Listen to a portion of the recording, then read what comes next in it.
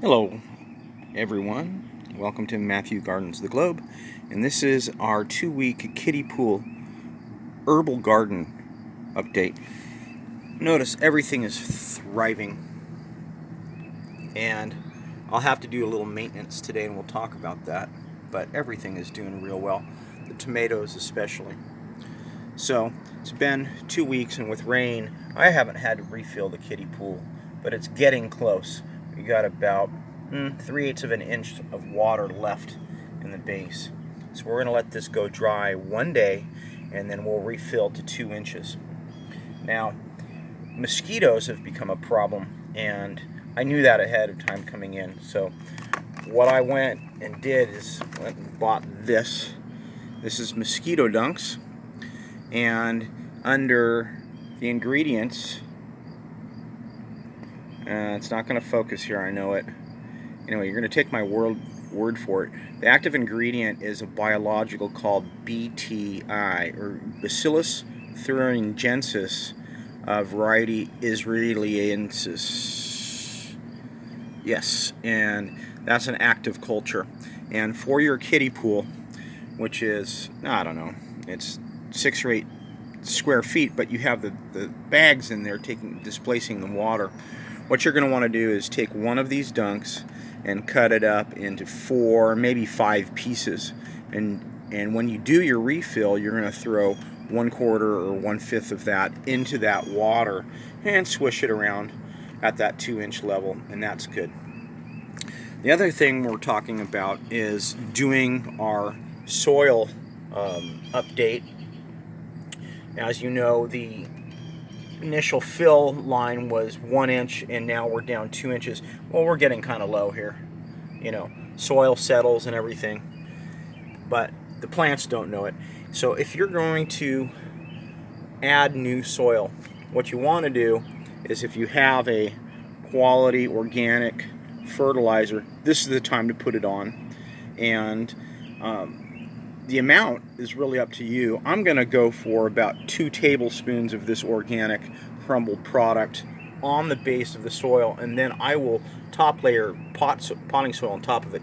The other product that I'm using today is by Fertilizer, which is fertile kelp, and it's basically an algae blend. If you know this plant, if you've ever gone diving and seen this plant, there's lots of nutrients in kelp, and I really do believe in kelp, and I use quite a bit of it. So I'm going to use about 1/2 teaspoon of this along with this quality organic blend here, and put that in there. I might rough it up a little bit, but then I'm going to top dress it with just standard potting soil. And you know what brand this is, okay, so we won't get into that. But look at this.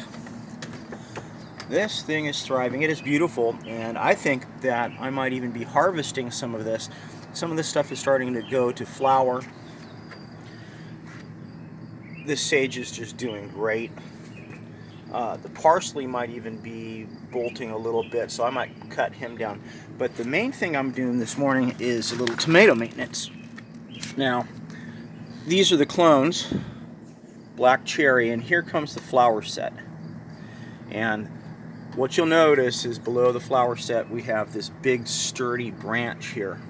Well, we want to funnel the energy from that branch into those flowers because we want fruit production, and we don't want a bigger plant. I'm going to have to stake these at some point. So what we're going to do is we're going to go to this sturdy branch, and we're going to cut it as high as we can, but not leaf a leaf, so it can branch out again. And then the energy of that stem is going to go back down and then up and help feed this. So any branching you have, cut those off.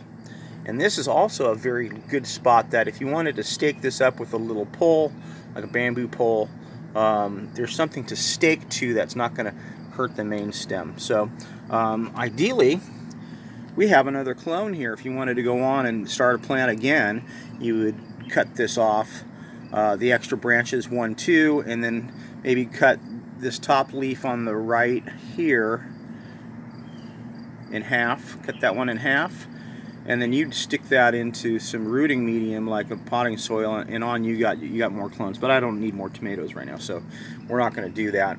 So look for side branching, and then we'll talk about fertilization of these flowers a little later. But let me go through and just hit this real quick for everybody. Now, a word about tomatoes.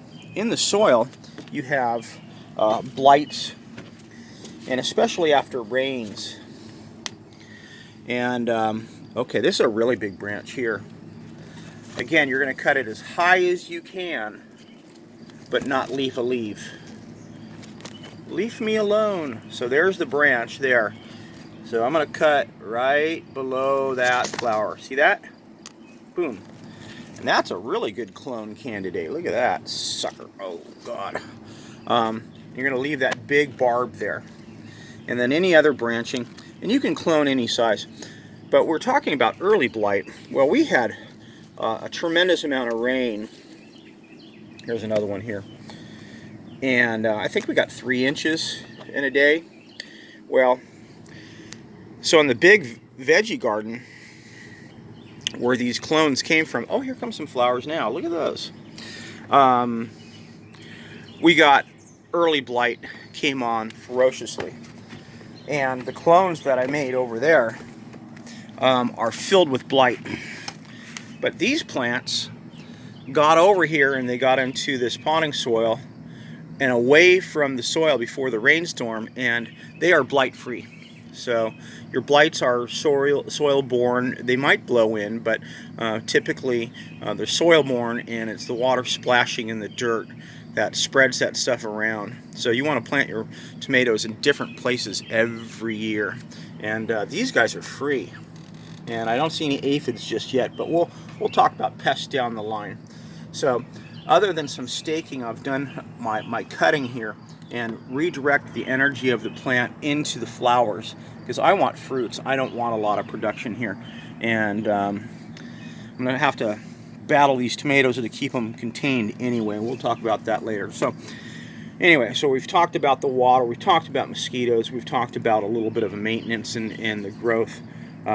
We've talked about putting on a topping agent and some fertilizer, some organic fertilizer. And the only thing left to do now is some hydration, and everything's really well hydrated.